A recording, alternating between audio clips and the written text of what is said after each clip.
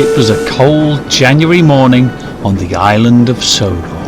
The Scottish engines, Donald, Douglas and Duncan, were working together in the yard at the works station. "Oh, it's as chilly as the Scottish Highlands today," shuddered Donald. "Well, the hard work shunting here should keep us warm," said Douglas, and began marshalling some trucks around the yard. "Come on, lads, let's get the work finished before Burns Night." Burns Night is a Scottish occasion which celebrates the life of the poet Robert Burns. The Scottish engines hadn't heard his name for a long time, and it made them feel homesick.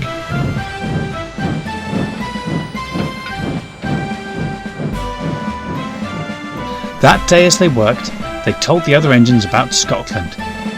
When Percy brought empty trucks to the station, Douglas told him about the hills and glens he used to run through. And when Henry came to take some trucks to the scrapyard, Duncan told him about bagpipe music. And when Peter Sam came to help, Donald told him about the Loch Ness monster. She lives under the water and pops her head out every now and again. "Oh dear," shivered Peter Sam. He didn't like monsters at all. "Is the Loch Ness monster as big as Gordon?" "Oh no," laughed Donald. "She's about as big as 100 Gordons." "Oh no!" Peter Sam squealed and raced back to hide in the shed. That evening, the Fat Controller came to see Peter Sam. He had an important job for him. "I want you to go to the wharf and collect something special," he told Peter Sam. "It's to be freezing fog tonight," the Fat Controller advised, "so you'll need a lamp." After hearing about the Loch Ness monster, Peter Sam wasn't sure he wanted to leave the shed, but he didn't want to let the Fat Controller down. "Yes, sir," he said nervously, and puffed into the cold night with his coaches and trucks. The men at the wharf loaded his train quickly, and Peter Sam set off back to the junction.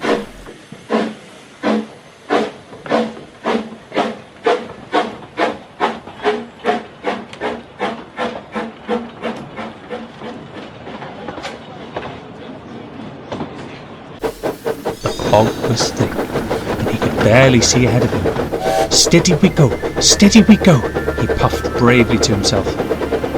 Soon they reached the Lake Loop line, where Peter Sam was soon to turn around his train.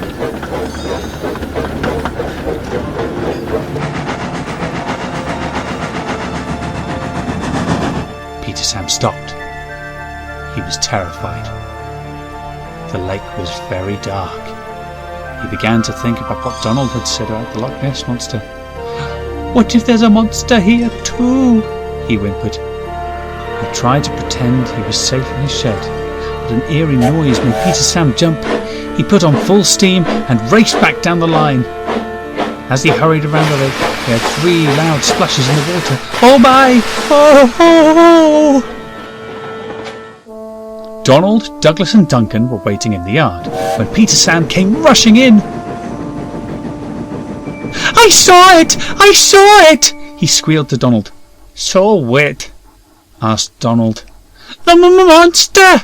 Peter Sam shivered with nerves. "It made a strange sound." All of a sudden, Peter Sam heard the sound again, coming closer and closer.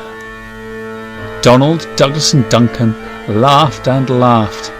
They knew exactly what it was. A man stopped beside Peter Sam, carrying a set of bagpipes. "Oh, sorry, didn't mean to alarm you.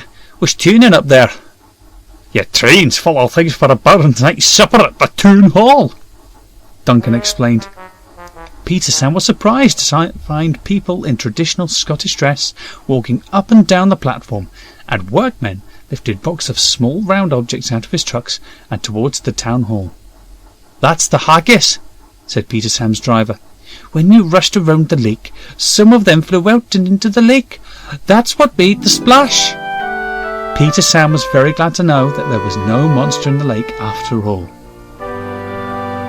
At last, Burns Night came, and the engines had some surprise visitors. The Scottish dancers and pipers brought some delicious food from the Burns Night supper, and the pipers played a tune especially for the Scottish engines.